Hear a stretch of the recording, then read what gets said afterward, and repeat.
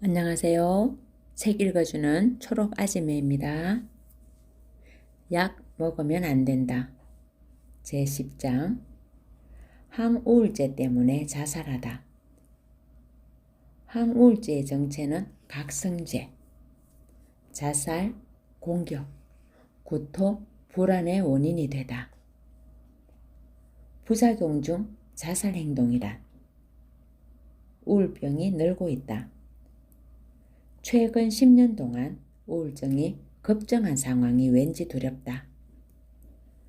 더욱이 과거로 거슬러 올라가면 폭발적인 우울병 증가 상황을 알 수 있다. 1984년 기분장애 환자는 96,000명으로 실제 기분장애의 대부분은 우울병이다. 그러므로 우울병 환자 수라고 봐도 좋다. 1999년에는 44만 명, 2005년에는 92만 명으로 급증했다. 불과 6년 만에 2배 이상 증가했다. 바야흐로 우울병 환자 수는 100만 명을 돌파했다. 1984년부터는 20년 사이에 10배나 증가했다. 이것은 정말 이상한 일이다. 일본인의 마음이 급속히 망가지고 있다. 그 중에는 우울병 환자가 500만 명이 있다는 전문가도 있다. 많은 의사가 100만 명은 빙산의 일각이라고 입을 모은다. 전국의 샐러리맨의 50% 이상에서 우울 증상을 볼 수 있다는 충격적인 보고도 있다. 그러면 잠재적 우울병 환자는 1000만 명을 넘는 게 아닐까? 우울병의 증상은 이렇다. 1. 권태감. 몸이 나른하다, 일어나지 못한다. 2. 불면. 잠을 잘 자지 못한다, 얕은 잠을 잔다. 3. 식욕부진. 음식이 모래를 씹는 것 같다. 체중 저하. 4. 통증, 두통, 어깨 결림 등. 기분과 의욕이 저하되면 일상생활을 잘 못한다. 우울증의 가장 안 좋은 결과는 자살이다. 매년 3만 명 이상이 자살하여 일본은 선진국 중에서도 손꼽히는 자살 대국이 되었다. 자살자의 대부분은 우울 상태에서 죽음을 선택한다. 그래서 자살 방지는 우울병 치료의 핵심이라고 할 수 있다.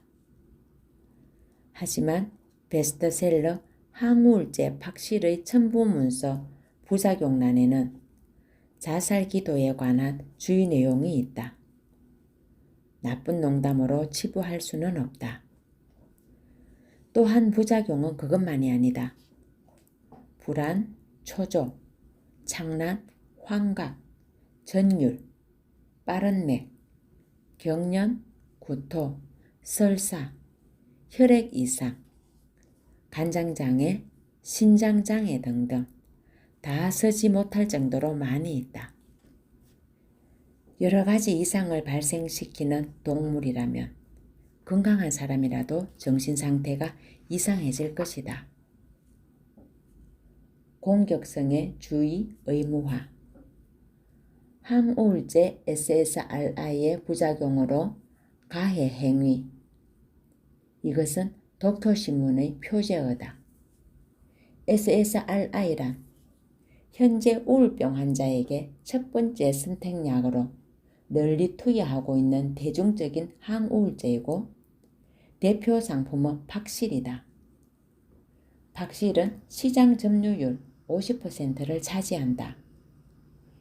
2000년 판매 초기부터 지금까지 사용 환자는 추계 100만 명을 넘는다.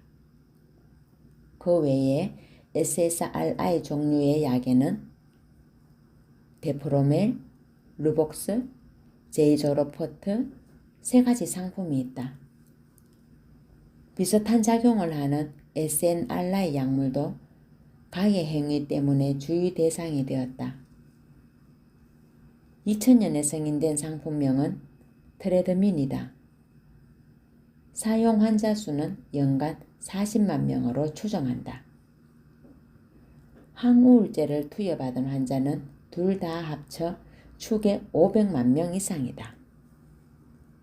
이 약은 남에게 폭력을 행사하는 가해 행위를 초래할 부작용이 있다. 고 후생노동성은 2009년 5월 8일 제품의 첨부 문서를 개정했다.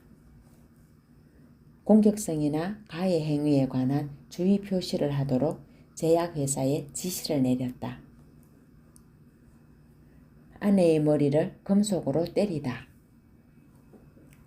항우울제를 복용하고 저기 공격성을 나타낸 환자의 부작용 사례는 268건에 달하고 있다.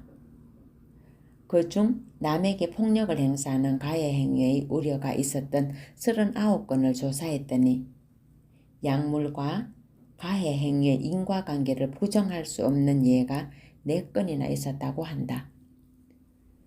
물론 이것은 빙산의 일각에 지나지 않는다. 후생노동성은 신속한 조치를 취했다. 후생노동성의 발표로는 팍실 등 4가지 항우울제를 먹는 환자에게 공격성이 높아지는 증상이 2004년에서 2008년 사이에 42건이 있었다. 충동적으로 가족에게 폭력을 가했다. 오토바이를 찼다. 아내의 머리를 금속류로 때려 체포되었다 등등이다. 여기서 상상할 수 있는 것은 묻지마 사건이다. 이유 없는 범죄가 최근 갑자기 너무 잦다. 나는 배경에 향정신약에 의한 큰 부작용의 존재가 있다고 확신한다. 약물 남용의 임상학이라는 책은 정신안정제가 다양한 반사회적인 행동으로 인간을 유혹한다고 경고한다. 그 중에서 가장 많은 것이 1. 자살기도, 2. 배회, 3. 폭행, 4. 기물파손, 5. 협박순이다. 정신을 안정시키는 약 때문에 이렇게는 많은 반사회적인 이상행동이 부작용으로 발생한다. 제3세대 항우울제 SSRI 60에서 70%는 무효하다. 약물요법으로 우울병은 낫지 않는다. 1. 약으로 병은 고칠 수 없다. 2. 약은 모두 독이다. 3. 독의 작용으로 증상을 억제한다. 이 3가지 약의 원칙을 상기하길 바란다. 우울병은 약물요법으로 치유할 수 없다. 항우울제도 마찬가지다. 그러나 이름 자체가 우울에 저항하는 약이므로 환자는 이 약을 복용하면 우울병이 낫는다고 믿는다. 이것은 항암제는 암을 고칠 수 없는데 환자 쪽은 암을 고친다고 착각하는 것과 마찬가지다. 신경정신과 의사도 항우울제로 우울병이 낫는다고는 말하지 않는다. 우울병에 수반하는 불안이나 침울해진 기분 등을 가볍게 하여 환자의 회복을 돕는다. 이것이 항우울제 투여의 근거가 되고 있다.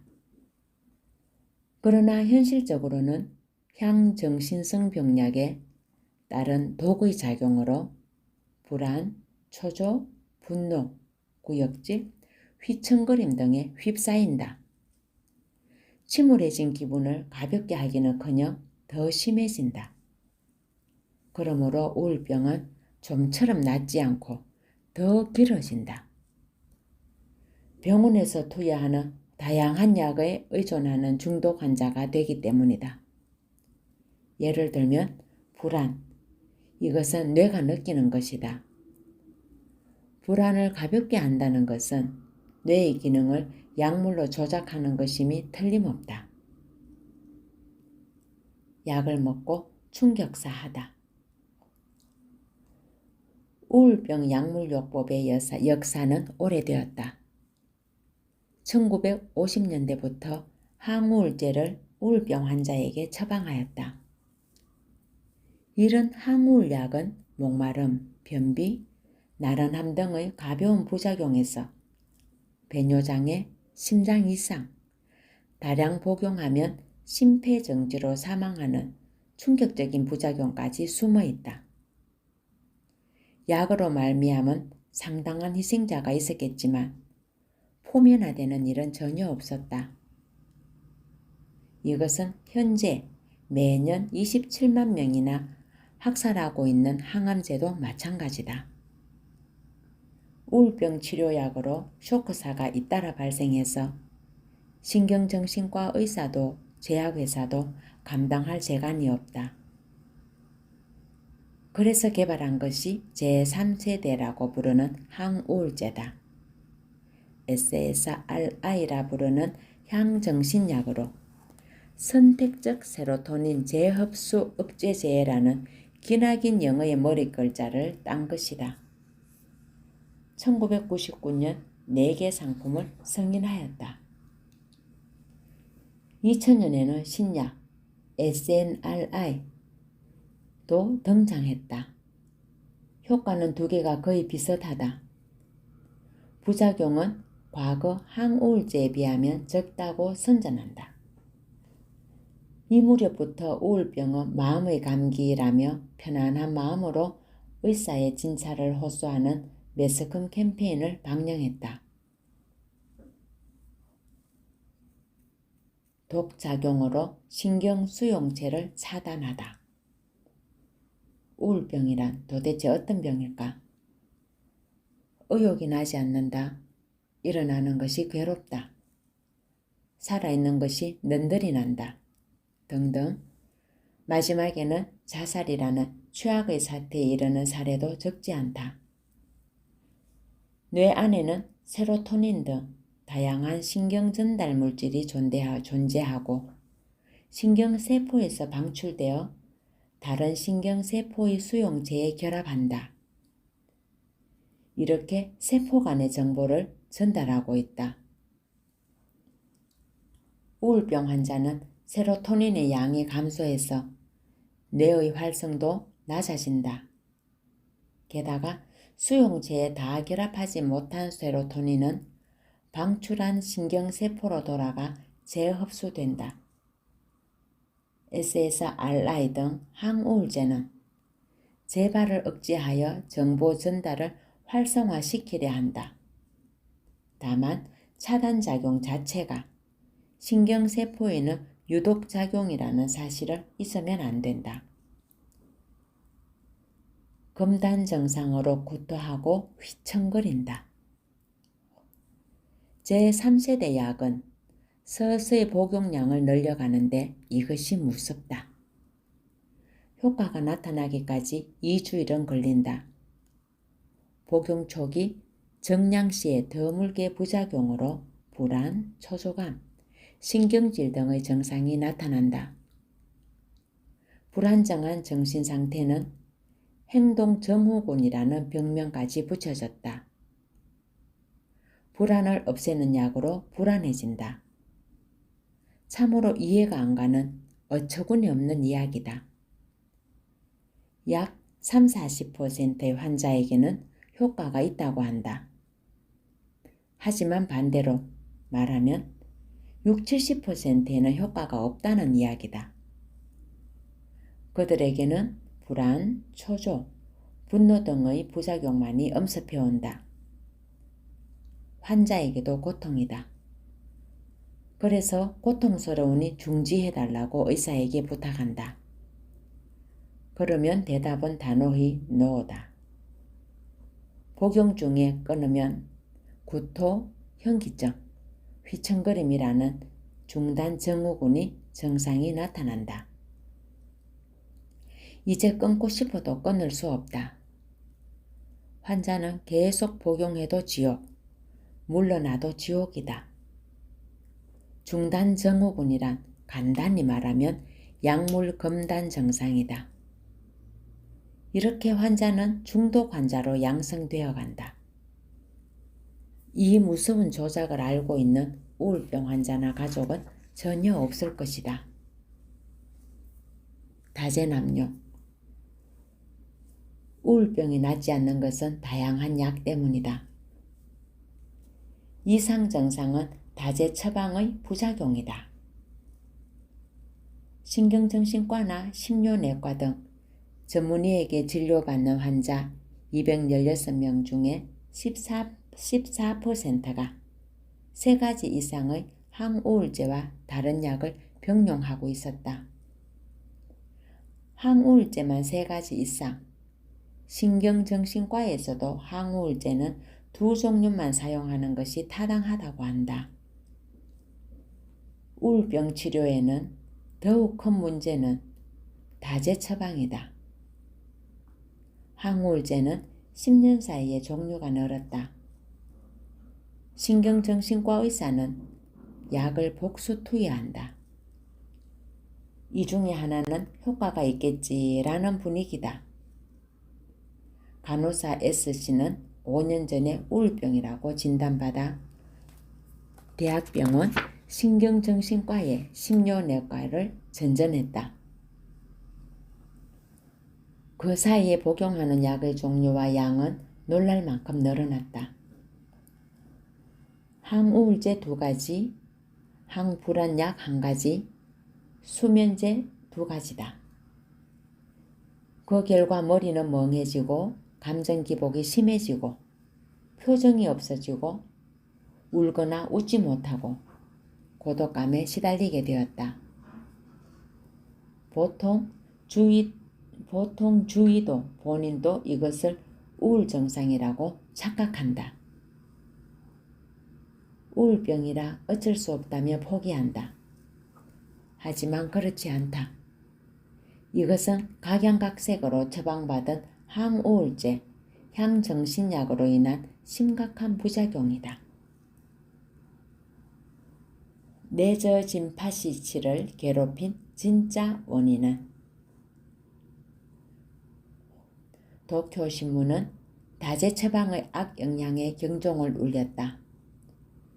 처음 의료기관에서 진찰받은 환자에게 갑자기 3가지 이상의 항우울제를 처방하거나 약을 늘리는 치료만 하는 의사는 적절하지 않다. 매스컴은 예능인의 우울증 투병기를 자주 게재한다.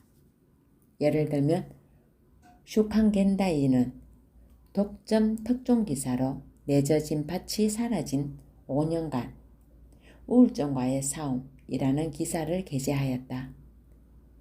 생기를 잃은 예전 명배우의 얼굴과 휠체어 생활이 실려 있었다. 우울증 발병은 2001년으로 이해 가을부터 의사의 처방으로 항우울제 복용을 개시하여 오래도록 투약했지만 건강을 회복하지 못했다고 한다.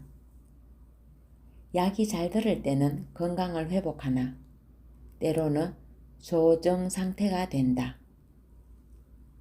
반면 효과가 사라지면 우울증이 심해진다. 극단적으로 화를 자주 내서 다른 사람에게 마구 화풀이한다. 눈앞에 빛이 비쳤다고 생각한 순간 또 어두운 암흑의 바닥으로 굴러떨어진다. 확실히 항우울제 향정신약의 금단 증상이다. 예전의 명배우는 오랜 기간 걸친 항우울제의 연속 투여로 약물 중독에 빠져버렸다. 그것을 본인도 부인도 눈치채지 못하는 비극이다. 약과의 싸움. 내저 씨의 부인은 우울증과의 긴 싸움이라고 한다. 그러나 그것은 향정신과의 긴 싸움이 아닐까? 장기 투병을 하는 것도 항우울제를 다재 투여받았다. 증거로 앞에서 나온 S씨의 회복 사례가 있다. 그녀는 항우울제, 향정신약을 줄여 급격히 회복하였다. 양심적인 의사의 약을 줄이세요 라는 지시가 계기가 되었다. 항불안약과 정신안정제 약을 끊고 항우울약은 양을 서서히 줄인 결과 머리가 개운해져 표정이 돌아왔다. 그리고 마지막에는 항우울제도 사용하지 않았다. 금단 증상으로 약 1개월은 현기증, 침울해진 기분에 시달렸다. 그러나 그것도 멈췄다. S씨는 1개월간 네팔을 혼자 여행할 만큼 건강해졌다. 부적절한 다제 처방으로 환자 본래의 회복력을 억제하고 치료를 지연시키는 사례가 많지 않을까? 교린대학의 다지마 오사무 교수는 우려한다. 첫 번째 의료기관 치료에 차도를 보이지 않으면 여러 의료기관을 전전하며 다제 처방을 받는다. S씨처럼 계속 한 의료기관에만 다녀도 처음에 처방받은 약이 듣지 않으면 다제 처방받기 쉽다. 결국 나중에는 일상생활에 지장이 생길 만큼 휘청거리거나 기력을 잃는 악영향도 발생한다. 앞서 소개한 내저진 파치씨의 사례가 바로 그렇지 않을까? 의사가 약물 중독 환자를 만든다. 나는 여기까지 조사한 후 이것은 단순한 약물 중독이 아니라고 확신했다. 신경정신과의 진찰에서는 연일 당당히 마약 중독자를 대량 생산하고 있다. 약물 중독으로부터 회복하는 길은 약에서 벗어나는 것밖에 없다. 금단 증상을 견디고 약을 끊는다. 그 이외에는 없다. 하지만 우울증 환자에게는 약을 더 많이 투여해야 한다. 효과가 없을 때는 다른 항우울제로 바꾸거나 항불안약이나 기분 안정제와 조합한다. 어처구니가 없다. 다양한 약물 과다 투여의 시작이다.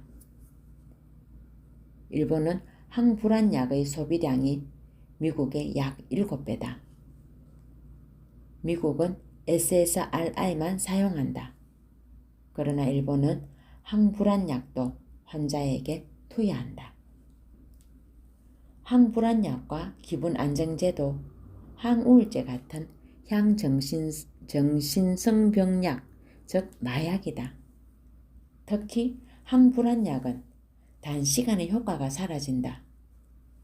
그러면 환자는 더욱 불안감에 시달리고 약을 원한다. 의사는 할 수 없이 처방하고 이런 식으로 약물 중독 환자가 만들어진다. 항암제 치료 같은 비희극이 여기에서도 되풀이되고 있다.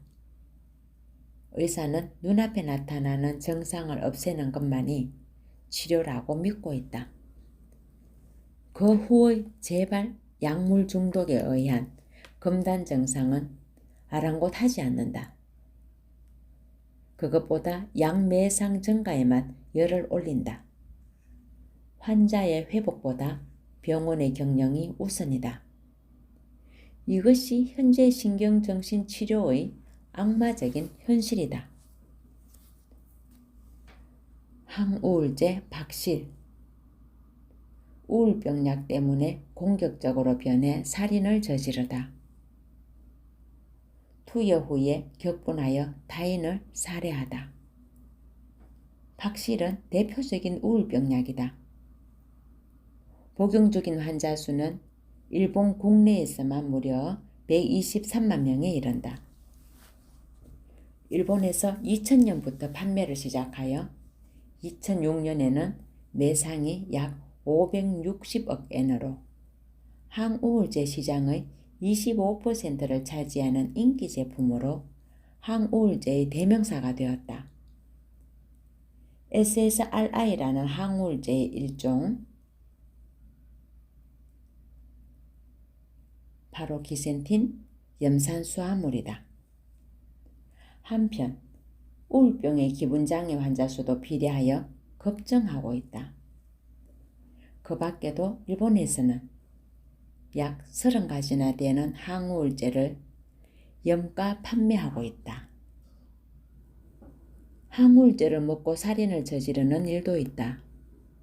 예를 들면 박씨를 복용한 70대 남자가 아내를 살해하는 충격적인 사건이 있었다.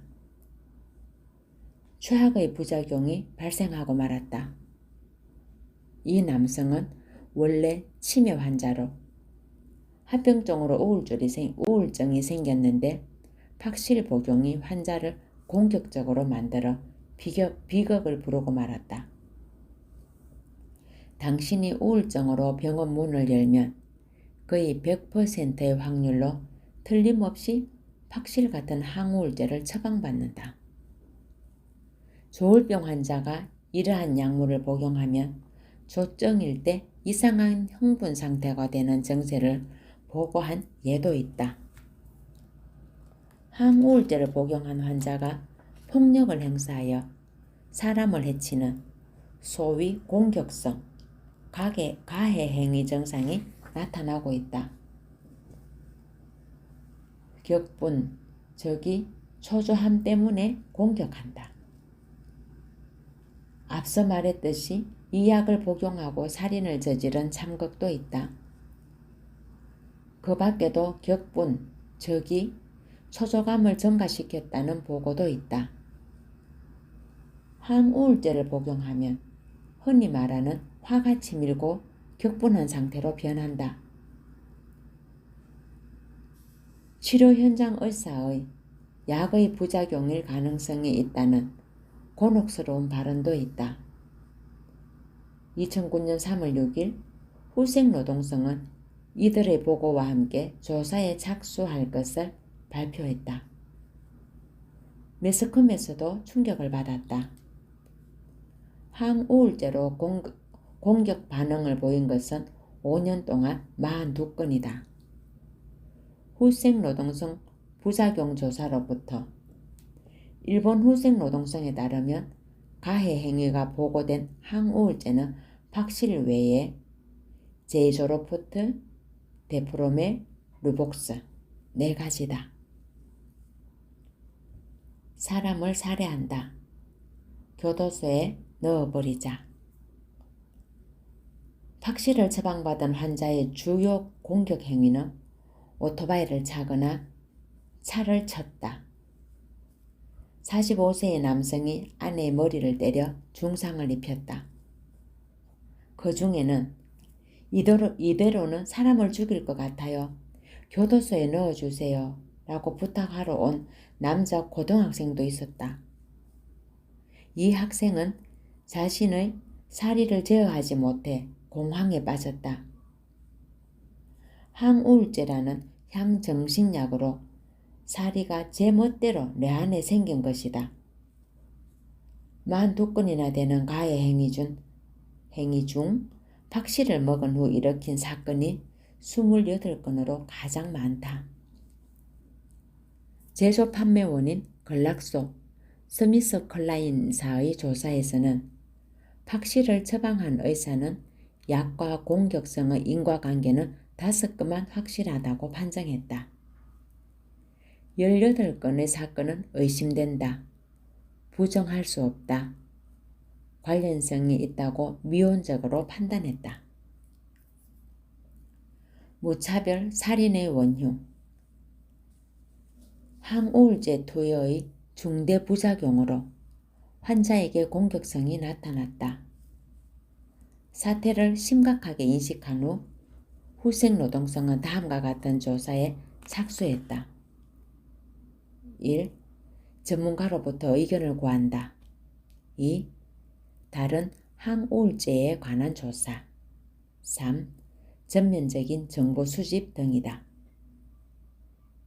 인과관계가 강하게 의심되면 첨부문서의 주의사항, 부작용의 공격성 반응이라고 기재하도록 하자.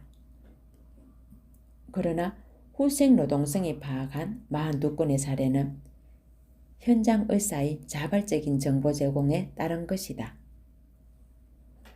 어둠 속으로 사라진 항우울제 복용 후의 가해 행위, 폭력 사건 등은 더 많을 것이다. 아무튼 이미 문제의 박씨를 복용하고 있는 우울병 환자는 약 25만 명이다. 설령 그 10%에만 공격 충동이 일어났다고 해도 2만 5천 명이다. 가정의 수치라고는 하나 등골이 오싹해진다. 최근 누가 되든 좋으니까 죽이고 싶었다 라는 무차별 살인 등 이해할 수 없는 엽기 사건이 자주 발생한다.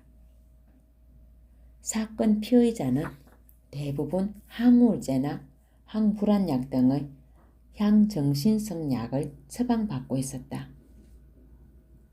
그리고 이런 약이 폭력, 살인 등의 공격성 가해 행위를 일으킨다는 사실이 밝혀지고 있다. 박실 자살.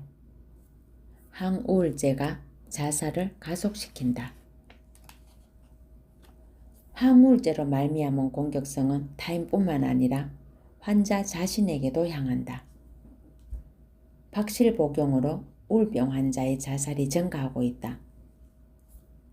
항우울제 복용 후 자살 증가, 시장 점유율 25%의 박실 부작용 혐의. 또 박실이다. 항우울제의 부작용이 자살이라니 우울병 환자가 가장 주의해야 할 것은 자살 충동이므로 의료 관계자나 가족은 자살을 방지하려고 최대한 조심해야 한다. 박실은 환자의 증상을 치료해서 회복을 돕는다는 말과는 달리 실제로는 증상을 치료하기는커녕 자살로 내몰고 있다. 박실로 말미암은 자살로 의심되는 증상의에는 2005년 11건, 2006년 15건으로 연속하여 두 자릿수를 넘었다. 게다가 자살 행위가 나타난 자살 기도는 2004년, 2005년은 각각 2건이었던 것이 2006년은 5월 말에 이미 24건으로 급증했다. 이 페이스라면 20배 이상의 폭발적인 증가가 예상된다. 후생 노동성도 자살 충동을 견고하다. 박실은 우울병이나 공황장애 등에 유효하지만 젊은이를 중심으로 자살 행동을 높이는 경우도 있어 첨부문서에는 경고나 주의를 명기하고 있다. 이미 후생노동성도 박실의 중대한 부작용으로 자살 충동을 인정하고 있다. 다지모 오사무 교린대학 교수는 투여 후 처음 9일간은 신중히 상황을 살피고 주의가 필요하다고 말한다. 게다가 의사가 선뜻 박실을 처방하는 풍조도 비판한다. 우울병을 빨리 발견해 치료하는 흐름으로 가벼운 우울증까지 약을 투여하는 것은 문제다. 거듭 말하지만 우울증의 가장 큰 위협성은 자살이다. 항우울제 박실은 자살 충동을 가동시킨다. 어처구니 없고 끔찍한 이야기다. 현재 우울병 환자는 100만 명을 거뜬히 넘어섰다.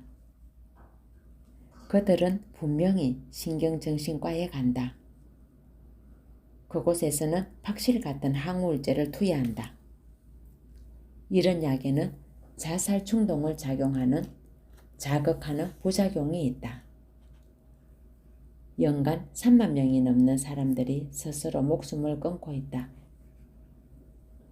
일본은 선진국 중 선두를 다투는 자살 대국이다. 이것을 가속하는 것이 항우울제다. 환자도 가족도 이 악마적인 사실을 전혀 모른다. 알려지지 않았다. 자살 급증의 원인, 신형 항우울제다. 연간 자살자가 1997년부터 1998년에 걸쳐 갑자기 급증하고 있다. 자살자 수는 1997년에 약 2만 5천 명에서 1998년에 갑자기 3만 명에 돌파해 약 8천 명이나 급증했다. 위의 그래프를 보면 정신신경질환 치료약 시장도 기분장애 환자 수도 급증과 완전히 비례하는 것을 알 수 있다.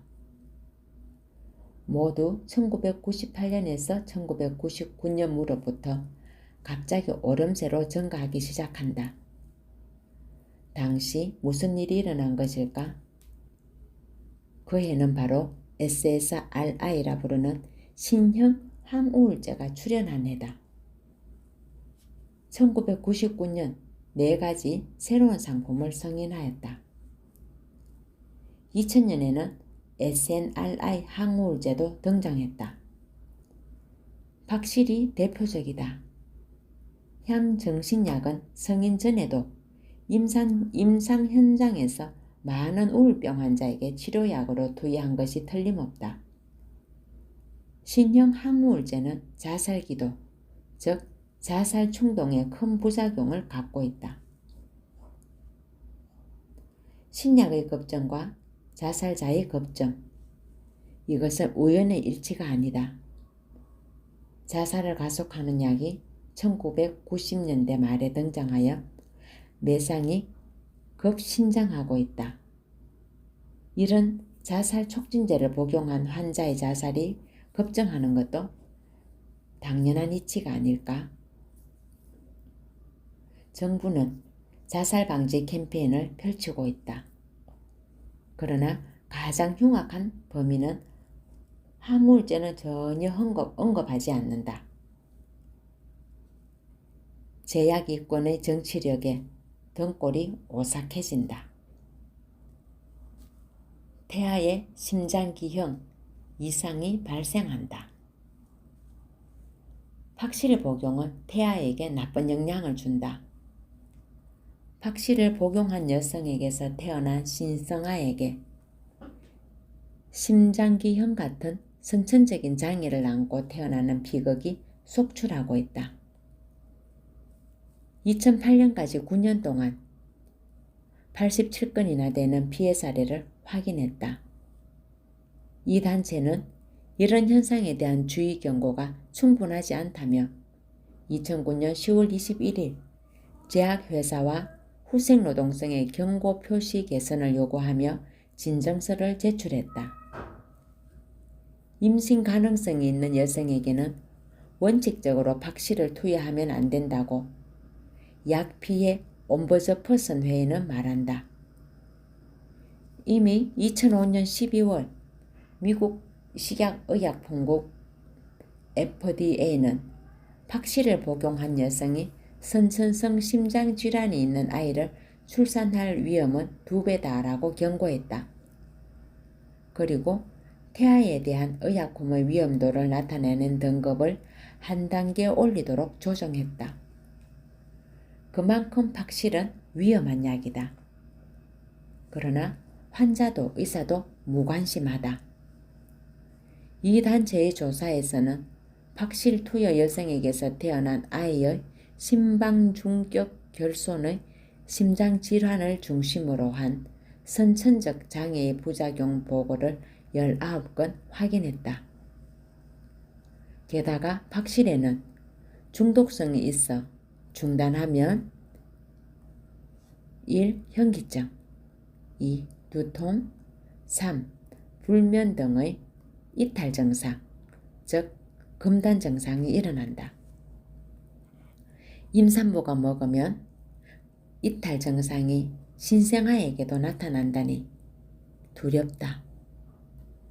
부모의 실수로 아이가 업보를 받는다.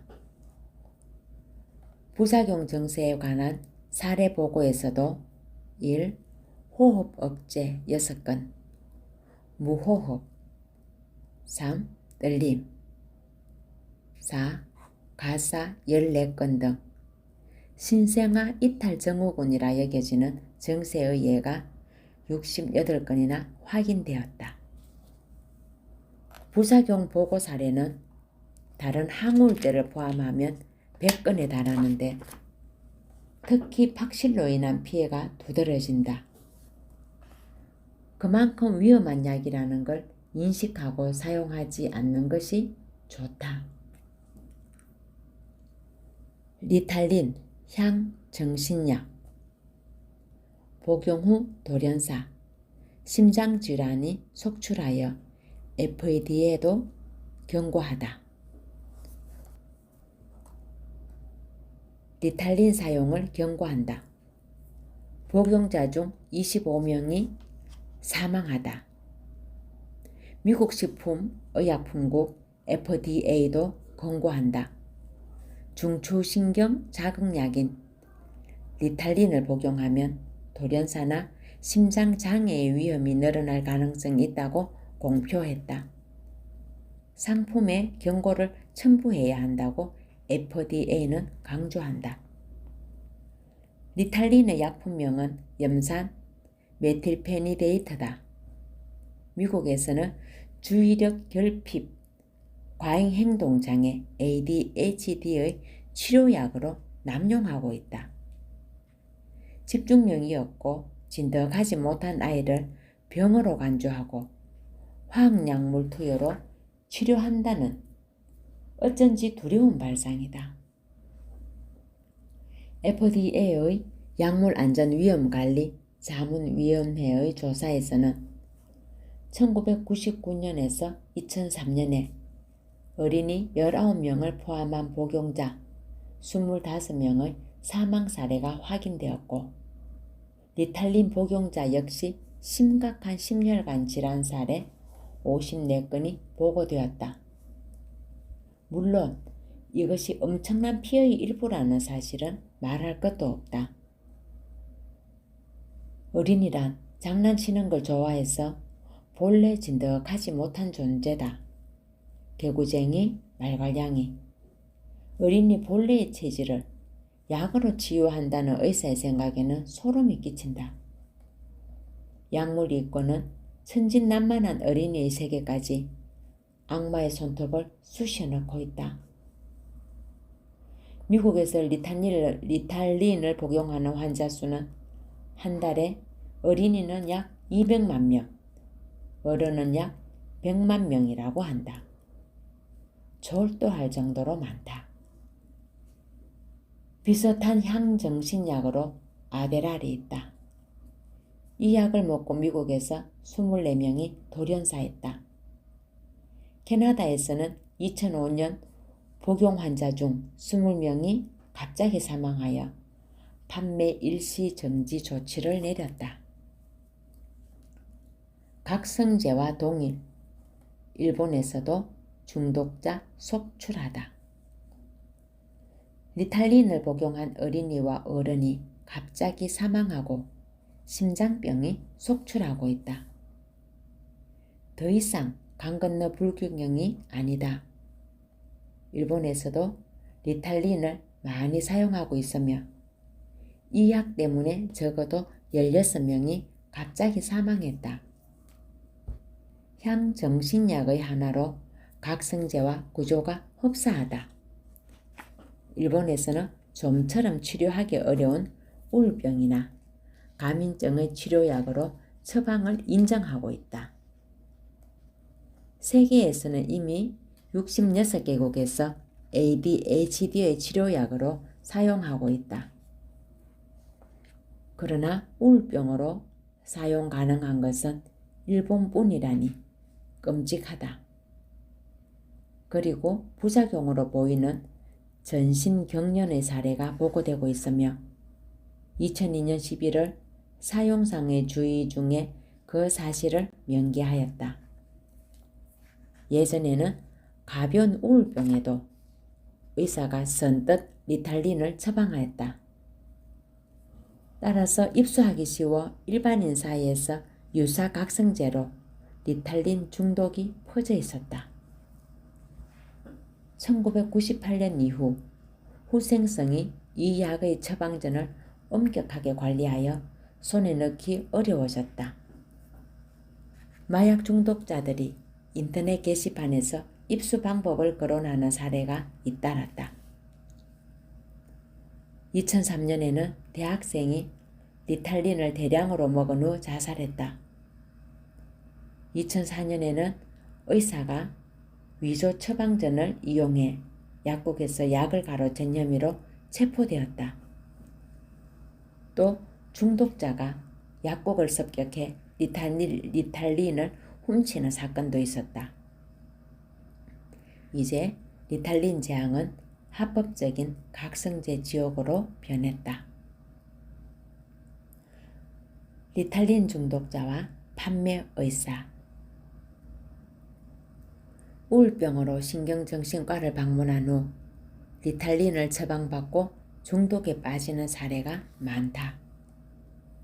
2007년 9월에는 초진 3분 후 바로 리탈린 처방이라는 엉성한 진료의 신경정신과 병원이 의료법 위반의 혐의로 도쿄와 신주쿠 보건소에서 현장 검사를 받았다. 가부키초에 있는 건물에 중독자인 젊은이들이 줄을 섰다고 한다. 이 병원은 인터넷 검색에서 상위에 검색되고 원장의 응원 사이트까지 있었다. 이렇게 되면 의사가 아니라 배기의 약물 판매원이다. 이런 병원에는 각성작용을 노려 우울병이라 속이고 약을 손에 넣는 리탈린 중독자가 쇄도한다. 리탈린을 유사 각성제로 많이 사용하고 있어서 제조 판매 회사는 2007년 10월 우울병을 치료병명에서 제외하기로 했다. 리탈린의 마약 지정 가능성. 탤린트 사카이 노리코시는 향정신성병약인 리탈린에도 푹 빠져 있었고 클럽 화장실에서 약물 중독자 동료들과 대마를 돌려가며 흡입했다. 리탈린 같은 기분이 좋아지는 약물이라면 뭐든지 손에 댔다. 리탈린은 수면장애 치료에 이용하는 중추신경자극약이다. 심한 중독 증상 때문에 마약으로 지정될 가능성도 서서히 대두하고 있다. 그녀는 리탈린도 훌륭한 마약이라는 것을 몸소 증명했다. 리탈린의 정체는 각성제와 구조가 유사하다. 넓은 의미로는 리탈린도 훌륭한 각성제인 셈이다. 정부가 이 약의 남용과 유통을 내버려 두는 것은 거대 제약 이권의 이익을 가장 중시하기 때문이다. 리탈린은 마약으로 지정하는 것이 당연하다. 더 나아가서 제조, 판매, 금지를 요구하자. 감사합니다.